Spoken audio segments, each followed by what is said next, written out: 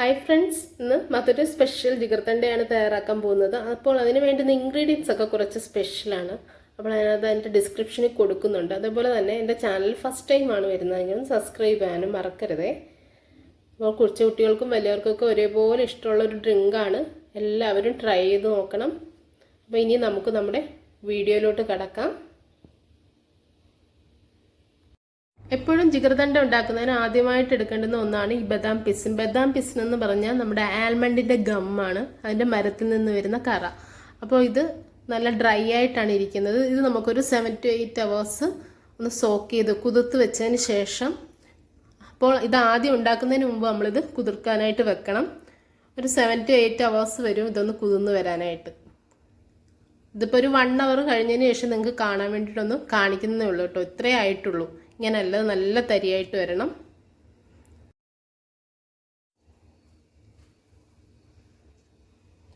അപ്പോൾ ഇനി നമ്മൾ അടുത്തതായിട്ട് നമ്മൾ ആ ഷുഗർ ഒന്ന് കാരമൽ ചെയ്യാനായിട്ട് പോവുകയാണ്. അപ്പോൾ ആ പാത്രത്തിലും ഒന്നും വെള്ളത്തിൻ്റെ അംശം പോലും കാണരുത്. വെള്ളം ഒട്ടും ഇല്ലാതാണ് നമ്മളത് ചെയ്തെടുക്കാൻ പോകുന്നത്.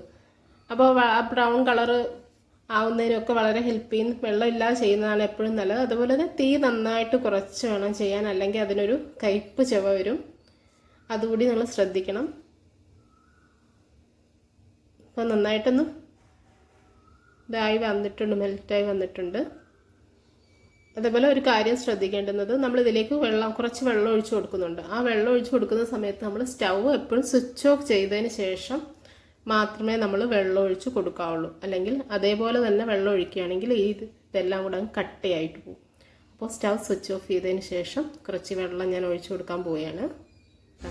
വെള്ളം ഒഴിച്ച് കൊടുത്തിട്ട് നന്നായിട്ടൊന്ന് മിക്സ് ചെയ്യുക.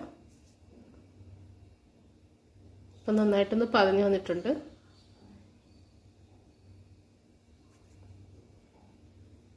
കണ്ടില്ലേ, ഇതേപോലെ ആയി വന്നിട്ടുണ്ട്. ഇനി ഞാനിതൊന്ന് സൈഡിലോട്ട് മാറ്റി വയ്ക്കുകയാണ്. അടുത്തതായിട്ട് നല്ല ഇതേപോലെ വലിയൊരു പാത്രത്തിലേക്ക് ഞാൻ 1 ലിറ്റർ പാലാണ് എടുത്തിട്ടുള്ളത്. 1 ലിറ്റർ പാലിനുള്ള ജിഗർതണ്ടയാണ് ഞാനിവിടെ ചെയ്ത് കാണിക്കാൻ പോകുന്നത്. അപ്പോൾ ഇതിനെ ഒരു 600 ഗ്രാമോളം നമുക്കൊന്ന് കുറുക്കിയെടുക്കണം. നന്നായിട്ട് പാലൊന്ന് കുറുകി വന്നിട്ടുണ്ട്. നല്ലപോലെ ടൈം എടുത്താണ് ഇത് ചെയ്യുന്നത്. അപ്പോൾ ഇനി അടുത്തതായിട്ട് ഞാനിതിലേക്ക് പാൽക്കോവയാണ് ചേർത്ത് കൊടുക്കുന്നത്. നമ്മുടെ നാട്ടിലൊക്കെ കിട്ടുന്ന മിൽക്ക് പേട ഉണ്ടല്ലോ, അതാണിത്. ഇത് നമുക്ക് കൈകൊണ്ട് ഇങ്ങനെ ഒന്ന് ഒഴിച്ചിട്ട് കൊടുക്കാം. ഒരു 100 ഗ്രാമോളം വരും ഇത്. ഇതുകൂടി നന്നായിട്ട് അതിലൊന്ന് തിളപ്പിച്ചെടുക്കണം.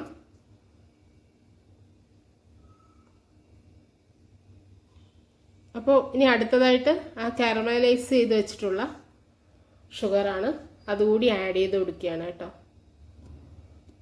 ഇപ്പോൾ ആ ജിഗർതണ്ടയുടെ ഒരു കളറ് വന്നിട്ടുണ്ട്, ഒരു ലൈറ്റ് ബ്രൗൺ കളറാണ്.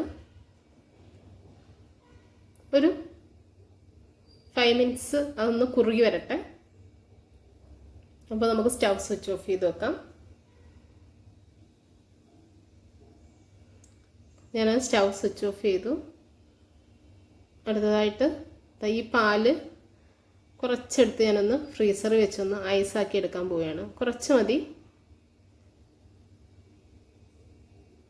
നന്നായിട്ട് ആറിയതിന് ശേഷമാണ് എടുത്ത് വെക്കുന്നത്. ആ ബദാം പിസിൻ, നമ്മുടെ ആൽമണ്ടിൻ്റെ ഗമ്മ് ഇപ്പം ഇങ്ങനെ ആയി വന്നിട്ടുണ്ട്.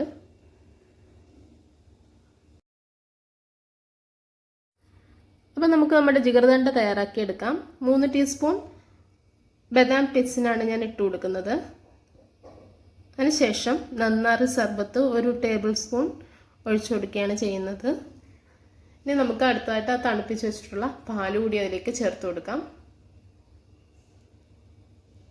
അത് കഴിഞ്ഞിട്ട് നമ്മൾ ആ ഫ്രീസറിൽ വെച്ച് നന്നായിട്ട് ഐസാക്കി എടുത്തിട്ടുള്ള പാൽ കൂടി അതിലേക്ക് ചേർത്ത് കൊടുത്തിട്ടുണ്ട്. അപ്പോൾ വളരെ ഈസിയാണെന്ന് എല്ലാവർക്കും മനസ്സിലായിട്ടുണ്ടല്ലോ. അതേപോലെ തന്നെ വീടുകളിൽ എല്ലാവരും ട്രൈ ചെയ്ത് നോക്കുക. ഫസ്റ്റ് ടൈമാണ് കാണുന്നതെങ്കിലൊന്ന് സബ്സ്ക്രൈബ് ചെയ്യാൻ മറക്കരുത്. ഫ്രണ്ട്സിനൊക്കെ ഷെയർ ചെയ്ത് കൊടുക്കുക. ഇതേപോലെ ഒരു വെറൈറ്റി വീഡിയോ ആയിട്ട് കാണുന്നവരെ എല്ലാവർക്കും എൻ്റെ താങ്ക്സ്. ബൈ.